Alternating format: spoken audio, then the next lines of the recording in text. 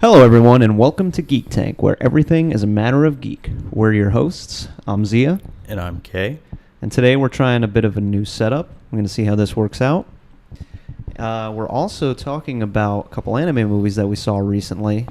One was Perfect Blue, and the other was Night is Short, Walk On Girl by Satoshi Kon and Masaaki Yuasa, respectively. So there's been a lot of these events popping up lately with anime movies showing up in movie theaters. What's this all about? Yeah, I think since anime has become mainstream, Fathom Events have been bringing more newer stuff and classic anime. Right. So we're seeing the theaters, yeah. Like I know they also do the Ghibli event where like they play every Studio Ghibli movie in theaters. Definitely the Ghibli movies have been, or Ghibli, however you pronounce it. I was about to say, it's like, is it Ghibli or is it Ghibli? I've always said Ghibli, but they've definitely been shown up in theaters a lot. And those seem like a no-brainer because they're kind of like Japanese Disney almost. Yeah. I know not all of them, because then you've got, what is the one, the wolf? Oh, Princess Mononoke, right? That's the one with the wolf. Yeah. Yeah, that one's pretty violent. So, well, Grave of the Fireflies is just ooh. Is that also a Ghibli film? I think so. Yeah. Okay, that I didn't know. I wasn't sure. I knew it was the same animation style, but I think I've seen other Japanese movies that have like a similar style, but then they aren't Ghibli films. Because Wolf Children kind of has a similar animation, and it's not Ghibli, is it? Wolf Children? No, it's not Ghibli. Okay, it's the guy who did Summer Wars. Oh, that's right. Yeah, I remember you telling me about that. I still need to watch Summer Wars. I've been wanting to watch that for years. Man, I cried. I cried at Wolf Children, though. Yeah. Call my mom right away. I love you, Mom. I love you. Big baby. But yeah, these events have been popping up. Apparently, is it all over the world or just all over the U.S.? I think it's all over the U.S. Yeah. I assume. Yeah, I think. Well, mainly I just know about the U.S. Yeah, I know they're doing more than just anime, though. Yeah, because they've been doing live action stuff too. They brought like the Bleach movie. Right. They brought Full Metal Alchemist. Well, you're also making it sound like it's only Japanese stuff, but they've also been bringing old American things back too. Like they had the Transformers film, the animated film from the 1980s. Yeah. They're bringing that soon, I think. Yeah. So I mean, it's great to see these movies that we kind of missed out on. Well, like the classic movies, like we missed out like on a theater experience, and you get to see it in a theater experience, especially with Perfect Blue. Oh my God! Yeah, I think Fathom Events is also the ones that brought Labyrinth back to theaters. Like it was earlier this year. I think it might have been a few months ago, something like that. Unfortunately, I missed out on that too, and I'm a big David Bowie fan, so that's a little sad. But whatever. But anyway, back to the main topic, which is Perfect Blue and Night is Short. Or rather, the directors behind them. Yeah.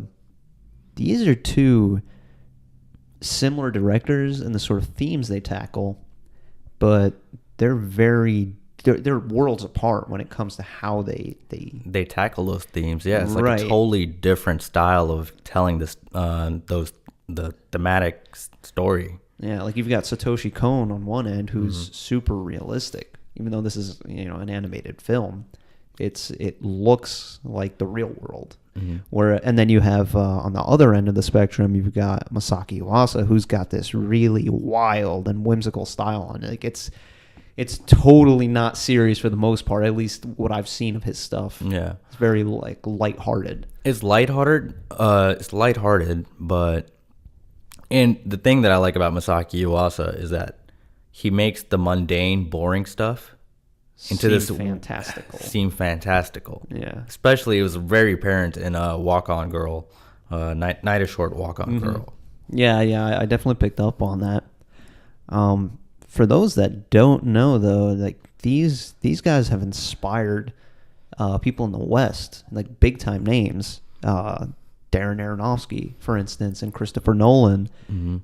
For instance, Aronofsky's films, Black Swan is heavily inspired. Like it's heavily inspired. I think that's probably Blue. That and Requiem for a Dream. Also, they're both inspired by it. And it's funny because people have noted those similarities, and he denies it. But at the same time, he owns certain rights for Perfect Blue. So it's like, I don't know. Yeah. After seeing Mother, I don't trust this guy. He seems like the type that would steal from someone else and then deny. He goes, "Yeah, I'm Darren Aronofsky. I came up with it myself." I don't. I mean, him. It's funny. Fuck that movie. I know. Yeah, fuck that movie. That was horrible. Horrible movie. I wanted to throw my movie pass card after watching that. Yeah. I mean, I know we're getting off topic, but that was the sort of movie that someone makes simply to make a name for themselves. But then you could look at Christopher Nolan, because he was Inception, Paprika. Yeah, Inception was inspired by Paprika. Phenomenal movie. Yeah. Both of them phenomenal movies. Well, overall, I like Nolan. He does really good stuff. Mm-hmm. So it's and he explores those themes too. Like with you could look at Memento. Oh, yeah, definitely. Yeah, Nolan is one of the few directors that's mainstream, but also does sort of art house style movies. That it's strange. He finds a way to appeal to both big audiences and then the kind of niche crowd that likes their very deep exploratory art. Yeah. And even in The Prestige. Oh, The Prestige! I love The Prestige. I know, that was a good one. I love it too. Got 2 awesome actors in it. And then one awesome person playing Tesla. Oh, yeah, David Bowie as Tesla. I was just like, oh, what? Yes, he's a real wizard. That one line. This man's a real wizard. Yeah. But moving on to the other end, with Masaaki Yuasa, I'm not sure if he's inspired anyone in the West, because I think his hits have been more recent. Mm-hmm. Like I think the first movie I saw that made me aware of him was Mind Game, which came out in 2004. I still haven't watched Mind Game. Oh, Mind Game is really good. It's its own kind of psychedelic trip. Yeah. But then once again, like the theme that's apparent in these movies that they do, both Satoshi Kon and Masaaki Yuasa, is like identity. Mainly, it feels like they explored like definitely in the 2 recent movies we watched. Yeah. I can't remember about Mind Game. I can't really remember much of it. I just remember it being really like psychedelic in appearance. But let's take a closer look at their works. So like we said, we recently saw Perfect Blue and Night is Short, Walk On Girl. But Satoshi Kon he's had hits for a while now. So Perfect Blue was 1997 for reference. But then he's also had Millennium Actress in 2001. 2003 was with Tokyo Godfathers. Mm-hmm. Paranoia Agent was a TV or an anime series that he did in 2004, and then again another movie in 2006 with Paprika. So this isn't his entire filmography. This is just some of the standout hits that people talk about more. But then you look at Yuasa, and on his end, 2004 was the first notable hit with Mind Game. Then 2010, you've got Tatami Galaxy. You have Ping Pong the Animation in 2014. Night is Short was last year, 2017, and Devilman Crybaby which everybody knows now. Yeah. Well, everyone knows that now. I'm actually not sure how people are receiving it, because I watched that recently, and that's way different than the other stuff I've seen from him. He's like we said, he's usually got this fun kind of whimsical style, and that animation is there in Devilman Crybaby, but then it's a nice modern, like you said, it was a modern retelling of the Devilman, the original Devilman. So I haven't seen the original Devilman anime, and I haven't read the manga either. But from what I've heard from other people, it is basically the same story, just modernized. And of course, there's going to be changes to fit that. Yeah, I mean, you can tell, especially with the animation, it's just like his style of animation in it. Yeah, and it's awesome, but it's so strange to see it with this story, because Devilman Crybaby it's fucking over the top with violence and gore and sex. Like, there was a point where You remember we were watching it at lunch and on our phone at work, and oh my god, yeah, just randomly, dudes watching porn in school in the show, and there's moaning and this and that, and it's just like, yeah, turn this off now. This is not safe for work. Yeah, definitely don't watch it at work. Yeah. Don't watch it in front of kids. Watch it alone in your house. Make sure no one. Don't make sure your parents aren't over. Make sure anything like that. You don't want to be embarrassed watching this. And also, it might not be for you. It's kind of a gross out there. I can recall quite a few scenes that it's just like, okay, that's a bit much. But yeah, interestingly, Masaaki Yuasa has also done a few one-offs, specifically ones I know of are Space Dandy. He did an episode for that, and he did an episode of Adventure Time. Yeah, which is interesting. Like they got him to do an episode of Adventure Time. Because we're talking, this is a Western animation that they just randomly got a Japanese director to work on. So very interesting. So what are some of the works by these guys that you've seen? Like I said, I've seen Tatami Galaxy. I've seen Walk On Girl. I haven't seen Mind Game, but like those are the two standouts for me. For Yuasa? For me, yeah, that I've seen. Like I especially love Tatami Galaxy, and I love how Night is Short, Walk On Girl is within that same universe. Yeah, they're connected, right? Yeah, a lot of the same characters are in it. It seemed to me like Night is Short was more of like the female perspective. Mm-hmm. But they don't take place on the same night, correct? No. Okay. But that senpai, did they ever name him, or did they just called him the senpai the whole time? I forgot. Like I said, it's been a while since I've seen Tatami Galaxy, but he was like the main character of Tatami Galaxy. Right. And then the girl, he was basically chasing after her the whole time. Yeah. That's what Tatami Galaxy was? Yeah. And then in this movie, it was basically the same thing, but it's focused on her night. Yeah, and on her night, which is really good. And, like, it shows, that college life, that people go to college and try to find themselves, find their place in the world.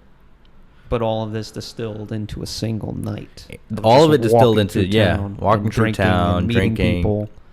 Mm-hmm. And I love that, it also has that growth of character where it showed a lot of things within the male character. Spoilers. Like how they deal with anxiety and how, like, overwhelming it can be at times. So it gives you both the male and the female perspective. Yeah. And like I said, it shows the most, like, mundane things that we kind of take for granted, but like it tells a grand story and like fantastical way about it that people experience. It's just an average night. We've all kind of experienced like an average night, but then like the way it's told is just like in this. Well, I wouldn't say it's an average night because it's not even your average drinking night. It's average in the sense that this is very real world. Yeah. This is something that could happen. Like, yeah, you can look at it as in like, we've all been there where it's like, let's go on a night to adventure. Yeah. It's like that. It's still an adventure. It's still an adventure. It's something we can all relate to. Yeah. We've all been through to some extent. Yeah, and then like even that is like I look at that as like everyone has that. But everyone can like view it as something like mundane. Yeah. You know what I'm saying? So it's like it takes that. Life. Yeah, slice of life. But like that's what I mean by as in like it tells that story that everyone has experienced at some point. Right. And just puts it in this like grand whimsical scale. Yeah, because you don't have to, go on a night of drinking to experience something similar to that. It's basically just a night of adventure, meeting a lot of kooky people. Yeah. All at once. Yeah, and just having things happening. Yeah, and having those conversations. And one thing about both of those, Tatami Galaxy and Walk On Girl, Night is Short, you have to pay attention to the dialogue because. Oh yeah, the dialogue I would say is very much the meat of the story. I mean that and the animation, which is just a spectacle to behold. It's the way they speak. It's very fast paced compared to other shows. So it's like they're like talking rapidly. And that's the thing. That's what I mean. Like, yeah, it's a like you have to pay attention, especially since you're watching it with subtitles. Especially when you're watching with subtitles. And that's the thing. Is like, if you look in some of their conversations, the dialogue, it's very mundane. It's like a very normal, casual dialogue, but told very rapidly. But then, and also combine it with the visual, it's told very like in a fantastical way. So, did you have any trouble keeping up with the subtitles and watching the film, or no? No. Because of my previous experience of watching Tatami Galaxy, I was like, I knew what to kind of expect from him. Right. Okay. So, what about Perfect Blue? What did you think about that? All right. So, Perfect Blue, I remember seeing it in the 90s. Mm-hmm. Like clips of here and there. I was too young to comprehend that movie. Obviously. So you never watched it in its entirety? No. Okay. Like, I mean, I've seen clips here and there, and I was probably just like, oh, look, anime titties. Oh, yeah, because there is a lot of nudity in that. Well, not a lot. It's not but there's a lot, some nudity. Yeah. Which is, it's not done in, like, a way where it's, like, fan service or anything. Yeah, it's not meant to be something like that turns you on watching it. It's not like that. Like, this isn't Devilman Crybaby where it's like, the whole horror, gore and tits and this and that. And And so, yeah, I was too young to comprehend that movie. But then now, luckily, it was brought into theaters. We watched it in theaters, and I was just... You saw how I acted after we got done watching that movie. That movie gave me... Not just you, but everyone in the freaking theater, man. Everyone walked down. The entire atmosphere was different. Everyone was just like... Yeah, because I believe Anime Spot was there as well. The anime club from UCF. They were also there. And everyone was just kind of like down. Even Kent was there. It's an intense movie. It's an intense movie, but it explores and it gives you a very good perspective of what fame, identity, what people go through. Oh yeah, definitely. I mean that's the power of art right there, is to expand consciousness and it was way ahead of its time, I think, now that I look at it, because it came out in 97, right? 97. Well, I don't want to say that it was ahead of its time, because honestly I was too young to know what was really going on at that time. As a kid, you're kind of oblivious to things. I say it was ahead of its time in regards to the way they handled the internet in that movie. That's probably valid. That's probably a good point. Because social media was on its very early days, and Satoshi Kon, showed what social media can do to a person, how it can bring them down. That much is absolutely true, because you had a character that's basically running a blog the entire time, and it's like, I don't think blogs really picked up steam until somewhere in like the early to mid 2000s, because I remember for a while blogs were all the rage. People were making a ton of money blogging. Now it's like social media has kind of made blogs irrelevant, it seems. I know there's still blogs out there that do well, but I think they're in the minority now. And it explored how this can affect a person's psyche. Yeah, a person's psyche. Yeah. For doing that in 1997. Yeah. That's nuts. And it seems like people are only just now catching on, at least with like rigorous study, that social media can be bad for you. Yeah. I'm not trying to shit on social media. I'm not trying to shit on Facebook. I'm not sure. I've all had MySpace, but I love that it explores that theme of who we are on MySpace, or what we portray ourselves on Facebook or something like that is totally different to who we actually are. Right. Well, let's delve a little more deeply into these themes, since we're already going that route. We talked about identity. Yeah. Identity, and I would say ego, I think. Yeah.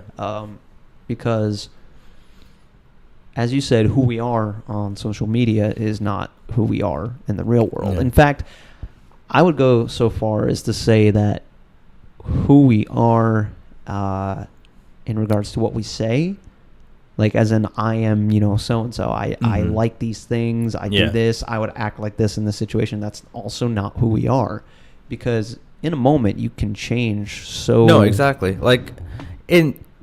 it showed that in both of these movies. Mm-hmm. Even though the funny thing is that I feel like both of these movies explored some of the same themes, but right, one is like done in a very bleak, realistic, grounded way, and one is done in a very whimsical, happy, fantastical way. I think they both confront the idea. See, no, with Night is Short, the main character, which is the girl, she's very much a go with the flow sort of person. She doesn't really have any identity crisis of any sort, at least the way I look at it. So maybe they both do confront this topic of identity, but totally different. Like, I don't mean like identity in like the way Perfect Blue does it, where it's like straightforward in your face. I'm talking about like character growth, as in like, you know, she through that night, she's not the same person. Oh, no. Well, that's any story. Yeah. You always have a character that changes. No, exactly. That's the point. So that's the way I'm trying to compare it. Where, I mean, the main focus of Perfect Blue is, who are we? It's like, you know, are you what society perceives you to be? Right. Or, like, who are you in general? So, with Perfect Blue, it's not even just the social media aspect. Like you said, it's about the society versus the individual. Yeah. You have you have this girl. She starts out as a pop idol, and then she moves on to being an actress. And with this actress identity she's now taking on, she also has to take on a more adult role. So she's gone from innocent girl to sensual woman, and now she's having to deal with these new associations society is imposing upon her. Yeah.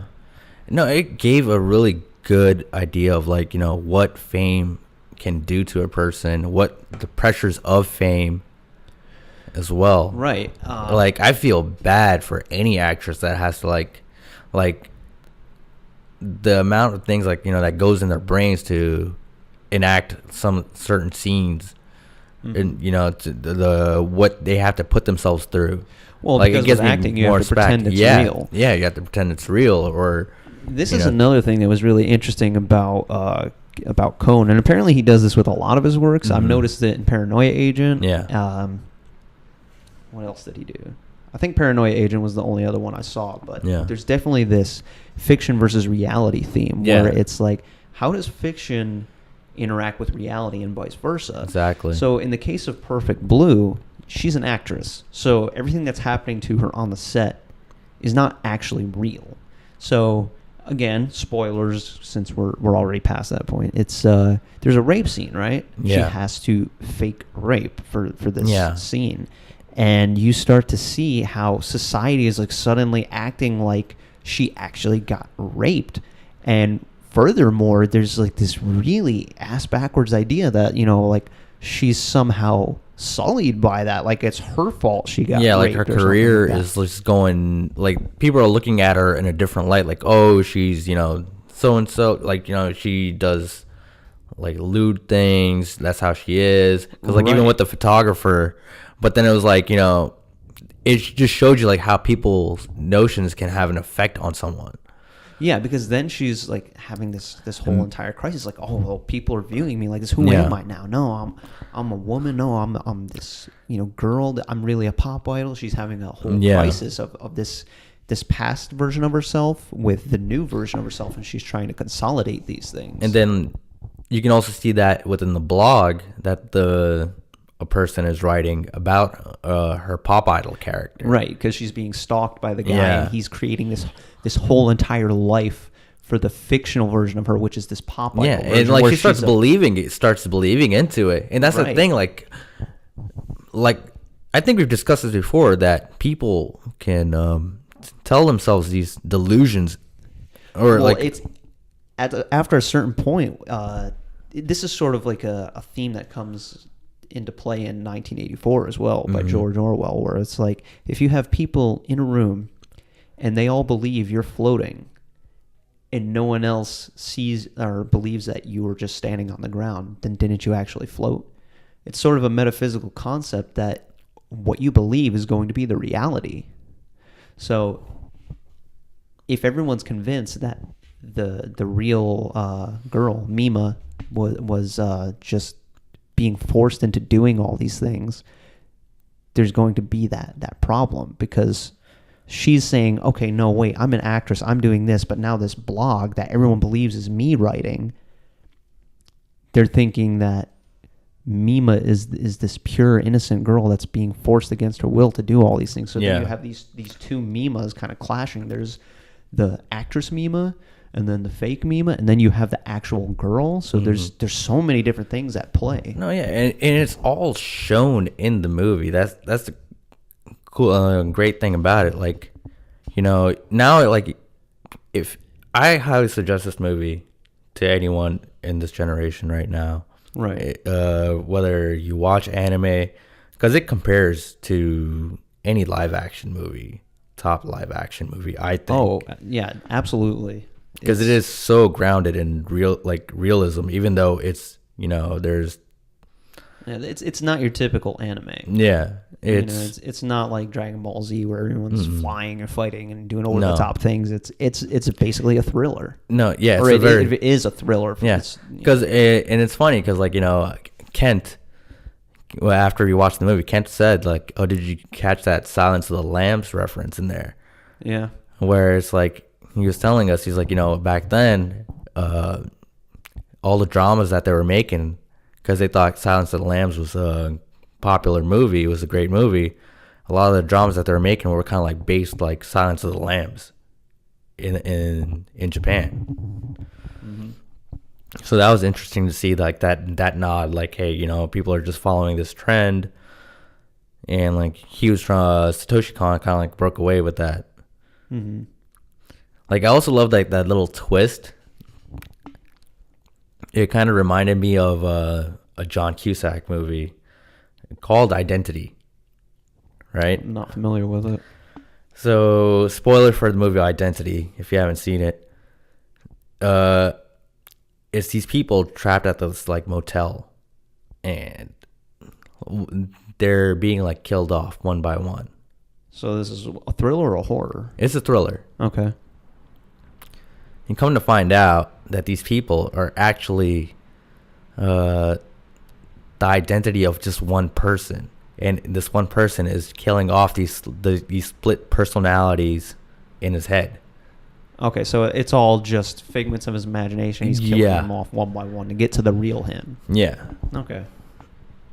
So that's interesting. So like, I see that, and I was like, that I think that's inspired by Perfect Blue. For sure. Possibly. Yeah, it comes down to ego problems, because it's like, who are we? Well, I mean, you can make a lot of arguments for who and what we are. I think Perfect Blue is probably one of the best representations of how I've seen it handled, because you've got so many factors at play. And it's so hard to talk about this unless we were to just focus entirely on Perfect Blue and do a total breakdown of it. But yeah. No, I mean, like, one of the things that I really love about it, right? It applies not just to celebrities and, you know, pop idols and stuff like that, even though that's what the story is about. It applies to everyone. Everyone goes through those decisions of, you know, who am I? Who am I today? Who am I tomorrow? Who am I going to be? And, and especially with social media now, you know, well, yeah, because now with social media, it's like you're locking down who you are. Like, you can't change. Anytime you try to stray from that, it's almost like you created a problem, a character inconsistency, so to speak. Yeah. You know, now all of a sudden it's like you have to write a new story to justify your behavior. And even though it was like very bleak in the beginning, or, you know, throughout that movie, the ending was very well done. Mm-hmm. I loved the fact that, you know, she found herself. Yeah.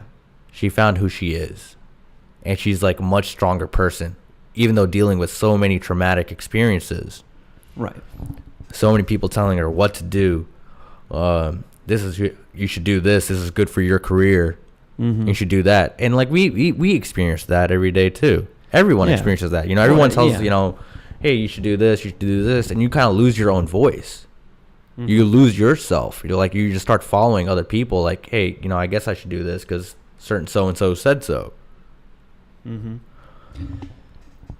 But in the end, it's like, you know, she just came out. It's like, you know, this is who I am. I'm going to make my own decisions.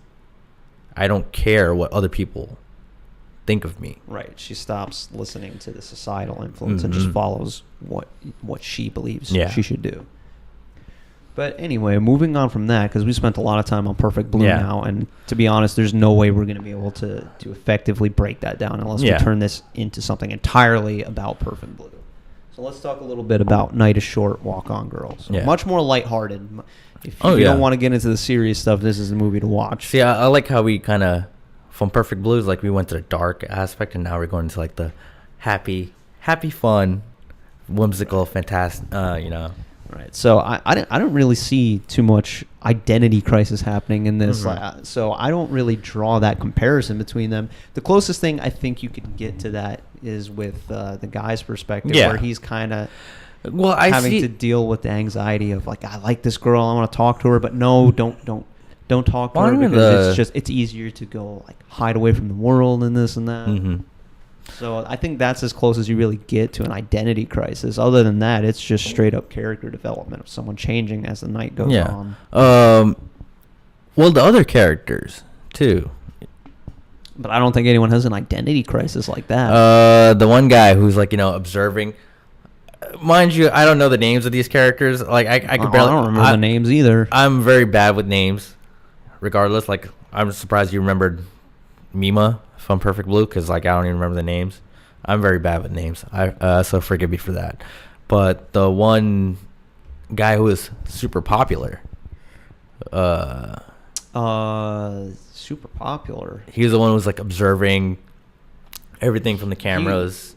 He was that. He was the head of some committee. Yeah, he was basically like he was like the student almost. Not he wasn't literally a policeman. He was like the student president or something like that. Yeah, whatever. The most famous guy. The guy running things from behind the scenes. Yeah, Big Brother. I don't think it was like Big Brother, but he kind of was. He was watching everyone. He had information on everyone. Yeah. He was sitting behind a control panel, ordering people around. He had like a little identity thing, I guess, or not like I don't like I say when I say identity, I don't mean like identity as in like full on like I don't know who the fuck I am. I look at it as like character growth, pretty much. That's every story. No, that's every story. I think what you can really talk about with this is, again, fiction versus reality, because as this night is going on, you see this play keep popping up in places. There's this little band of actors that they keep bringing this play to different locations. And they keep acting it out. So it's like a scene here, a scene there, a scene there.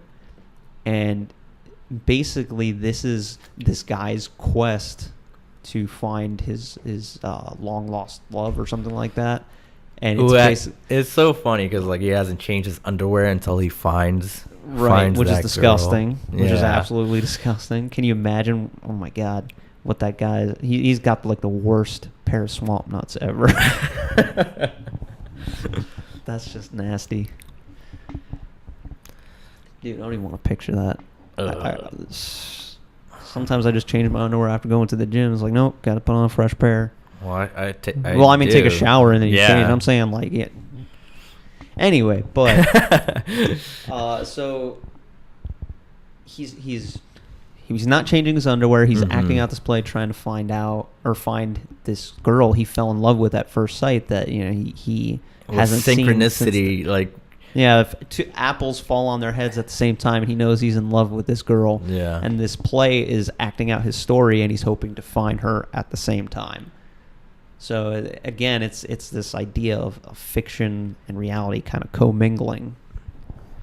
Yeah, like I said, and it's a very simple story, right? Yeah. It's everyday story. But there's depth in the simplicity. That's what I'm saying. It's like it's an everyday story. Like even his story is like an everyday mundane, like, but to him it's like the greatest thing in the world. Yeah, you look at that at each of the characters, like, you know, they each have of the characters have their stories going on. The exactly. guy chasing the girl has this whole fiction in his head that exactly he's gonna meet her by chance, but he's practically stalking her. Yeah. So and then, you know, the twist of that, I don't know if I want to spoil that. Well, we're already in spoiler territory. Yeah. Aren't we? Okay, so we already said spoilers. When they do the play, they find out that the girl, because like he was at some kind of convention or something. Oh, so you're going back to the underwear guy? Yeah.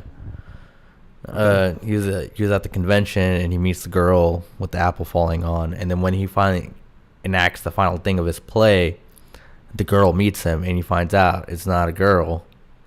It was a guy pretending to be a girl. It was the student president guy. Yeah, that was the big brother. Yeah, the big brother watching and everything, trying to stop the play from the get-go. Finds out it's a play about him. Right. But then they also, like, you know, tell stories about him, like, oh, because he's so idolized. He was like the pretty boy. Yeah. And, you know, people are like, oh, no, he's actually a miserable person. He's not that great. Uh-huh. Which was funny, too. Like, and he wanted to stop that. Yeah. Another interesting theme of Night is Short is time. Because this takes place entirely in one night, yet it seems like so much longer. Yeah. I think a lot of the characters comment on that too. Yeah. And you've got the old people that are like, oh, time, you know, after a certain point, it just starts moving fast. And you see their watches are just constantly turning like this. And the young girl, the main character, is just like slow. Yeah, she's just like, mine seems fine. Yeah, and I love how they explored that, too. It's just that we've all experienced that. Yeah, that as you get older, it seems like time goes quicker and quicker and quicker. Like, time is slipping by. It's like, oh, where did all the years go? Everyone says that at some point. You know, where did all the time go? Yeah. And then you have to ask yourself, is it that I've been alive longer, so now it's like... And then we have those nights and those days, or like whether it's at work or those adventurous nights where it's like, oh my God, this night seems to go on forever. Yeah. And that's exactly what seemed to happen in this movie. So it's kind of funny that they call it Night is Short, because the night certainly did not seem short. No, it was... I don't know what the running time for this movie was. It did seem pretty long. It was standard, I'd say. I don't even think it hit 2 hours. It felt like an hour and a half. But then that, you know, for me, I think that it makes it even better, because like I felt like the movie was actually pretty long. Well, that might be a bad thing depending on whether you were enjoying the movie or not. No, I thoroughly enjoyed it. Enjoy seeing it drag on too. No, I thoroughly enjoyed it. No, I know. I did too. I'm just saying, like, there's that flip side, that typically things that are unpleasant seem to last longer, and things that are pleasant seem to fly by. Yeah. So it's, you know, it's funny because, like, you know, they talk about time a lot in the movie. Oh, this night is going longer and longer. And, like, for me, it's like, okay, I'm watching it, and it's like, yeah, the movie is just going on longer and longer. And it's like, oh, my God, there's so many different stories that they have to, like, they're telling. Yeah, and they intertwined it all very well. It was very well written. Yeah, one thing is that's a must-watch, too, I believe, for a lot of people. I don't think that can be done in live action. That definitely not. Perfect Blue, I would say you probably could. Well, a lot of people have pretty much adapted their own version of Perfect Blue, I believe. Well, we're talking about Black Swan. Black Swan, Identity. You could even say Split, I guess. But I wouldn't say let's not say Split. Split is a little too out there. Yeah. But they explored, like, you know, the theme of identity. So, I think that about wraps up what we had to talk about with these two movies, though, unless you have anything you want to add. Well, we're doing a giveaway. We are. Oh, yeah? What's that about? So I think we bought something from Orlando Anime Day. We definitely did. So we talked about this movie, Paprika, which is one of Satoshi Kon's films. We'll actually be doing a giveaway with this. So tell us, how can we win this? I don't know, man. How can we win this? I don't think we discussed this before we No, we didn't. So we're going to make it up on the fly. Yeah, we're going to make it up on the fly. So if you want to win, it's a Blu-ray for sure of Paprika. Mm-hmm. A must-watch movie. I would say Say which one you like better in the comments. If you if you like Satoshi Kon or if you like Masaaki Yuasa. Right. And go ahead and tell us which of their works you do like better. Yeah, and then we'll choose one random winner. No, I'm going to choose whoever says Devilman Crybaby because I really enjoyed that. Oh, yeah? Yeah. I'm kidding. Obviously, it's going to be random. We'll draw a winner. We'll put everybody's names in the hat and whatnot. In that hat you're wearing right now? Yeah. Ew. You've been sweating in that, haven't you? No. You sure? Yeah. When was the last time you washed it? I watch it like every 2 weeks. You sure about that? You sure you're not like the underwear guy?